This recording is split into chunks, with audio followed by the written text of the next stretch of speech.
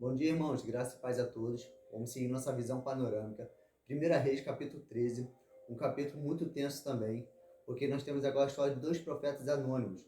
Um da tribo de Judá, que vem confrontar Jeroboão, e ele vem profetizar contra o altar, e ele já inicia com uma profecia muito alta. Ele fala a respeito do rei Josias, que viria muito depois do rei Jeroboão. Então, um dos últimos reis ali da tribo de Judá. E ele fala, ele vai lá e também fala para Jeroboão, que ele profetiza contra o altar lá, e aí o altar ele racha no meio, as cinzas caem no chão, e Jeroboão fica indignado com aquilo, e ele manda então aprisionar o profeta. E aí acontece, quando as mãos do rei erguida para mandar aprisionar o profeta, a mão dele seca. E ele pede então ao profeta que interceda por ele. E aí o profeta intercede por ele e a mão dele volta a ser sã, volta ao normal. E aí ele quer então honrar o profeta. Olha o versículo 7. E o rei disse ao homem de Deus: Vem comigo à minha casa para uma refeição. Eu te recompensarei, eu te honrarei por ter decidido por mim. Então, eu fiz uma pergunta lá no. Eu fiz uma postagem lá no Instagram a respeito desse episódio, porque a questão é a seguinte: a honra é uma questão de princípio e é uma questão também de mandamento. Honrar pai e mãe está lá nos dez mandamentos. Honrar os mais velhos, honrar os pastores, os líderes, tudo é princípios e mandamentos. E só que a nossa a nossa geração hoje, além de termos o problema de não sermos generosos, nós temos o outro problema, que parece que a única coisa que os profetas ouvem em seus corações é honra-me, honra-me, honra-me. E parece que Deus nunca fala como ele falou para esse profeta. Olha o que Deus falou para esse profeta.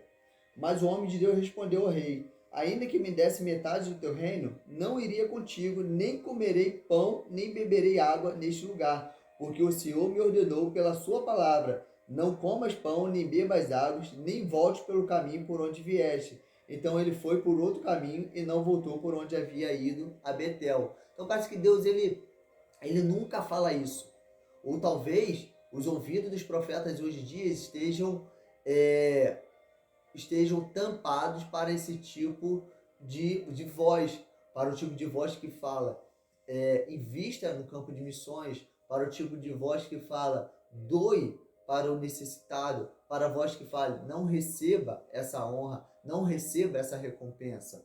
Então, é só isso que eu queria compartilhar com os irmãos nesse capítulo aí, que nós temos esse profeta que ele não aceita a recompensa do rei Jeroboão, e esse capítulo é muito doido. Por quê? Porque esse profeta ele volta para o seu caminho, e aí nós vemos a respeito de um profeta lá de Betel, um profeta velho. E esse profeta fica sabendo através de seus filhos de tudo aquilo que aconteceu com esse profeta de Judá, e que ele tinha lá curado a mão do rei, e ele monta a jumenta e vai até esse profeta. E quando ele chega na presença desse profeta, ele mente para o profeta. Ele fala que um anjo falou para ele que ele deveria comer junto com o profeta velho, que deveria ir para a casa do profeta velho. Ele está mentindo.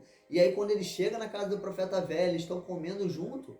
Olha que doideira, um profeta mentiroso, a voz do Senhor veio sobre ele e ele profetizou lá para o profeta de Judá. Olha o que ele falou, versículo 20. Quando estava sentado à mesa, a palavra do Senhor veio ao profeta que o havia feito voltar.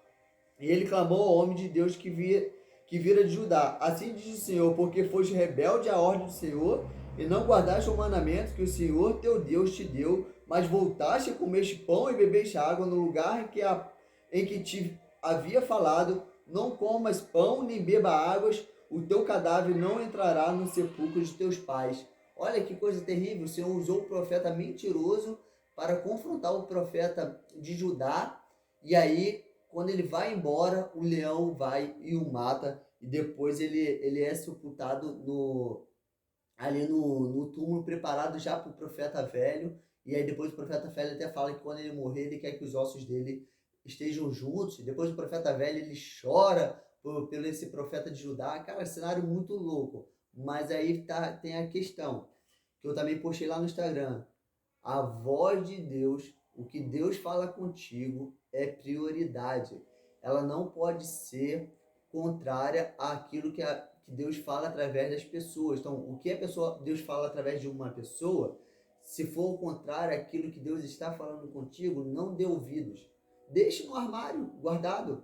Não despreze totalmente, mas deixe no armário guardado. Dê atenção àquilo que Deus está falando contigo. Porque a profecia, ela nunca é algo novo.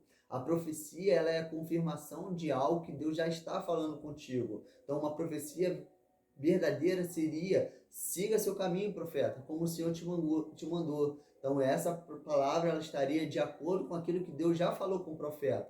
Então, se você recebe algo que Deus não está falando contigo, eu digo assim, ó, não despreze, sabe? Deixa lá no armário, porque pode ser que aquilo seja algo que venha acontecer realmente, que Deus venha realmente falar contigo futuramente. Então não despreze, mas não dê também atenção, sabe? Deixe no armário, guardado, põe lá na gavetinha, deixa lá. Ou siga aquilo que Deus está falando no seu coração, aquilo que Deus está confirmando no seu coração. Dê prioridade à voz de Deus e não à voz dos homens, porque os homens são falhos. Esse capítulo é muito louco, e aí nós vemos mesmo depois que o rei Jeroboão foi repreendido pelo profeta, que o altar foi rachado, que a mão dele secou, depois foi curada, ele continuou em seus pecados. Versículo 33. Jeroboão não deixou o seu caminho, nem mesmo depois dessas coisas, mas voltou a estabelecer dentre todo o povo sacerdotes para os altares da colina, e consagrar qualquer que quisesse ser sacerdote dos altares das colinas. Então, Salomão continua nos pecados terríveis ali dele, com os bezerros de ouro, com a adoração aos altares, consagrando-se qualquer um a sacerdote, tá bom? Lembrando que sacerdote somente da tribo de Levi. E é isso, irmãos, então, o que eu tenho para compartilhar com os irmãos. Dê prioridade à voz de Deus. Ouça sim os irmãos, mas quando essa palavra ela estiver de acordo com aquilo que Deus está falando contigo. Então, que as palavras elas façam sentido. Aquilo que não faz sentido, você não despreza, mas você guarda. E deixa lá guardado. Se um dia chamar a tua atenção, tu tira da gaveta. Se não, deixa lá, tá bom, irmãos? Beleza? Graças e paz. Fui!